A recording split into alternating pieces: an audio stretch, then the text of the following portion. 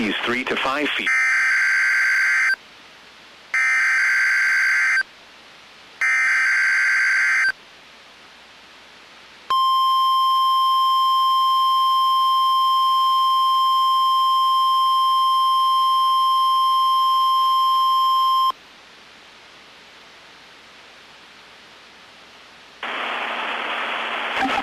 This is a NOAA Weather Radio, the 24-hour voice of your National Weather Service. The preceding signal was a test of the public warning and alarm for transmitters in the Florida listening area from Ruskin, Florida. This was also a test of the same system, or specific area messaging coder. The same system will alert only the county or counties affected by a particular warning. These tests are conducted every Wednesday between 11 a.m. and noon, and again between 6 p.m. and 8 p.m. unless severe weather threats.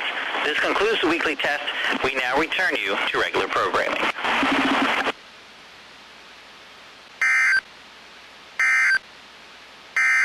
At St. Petersburg, low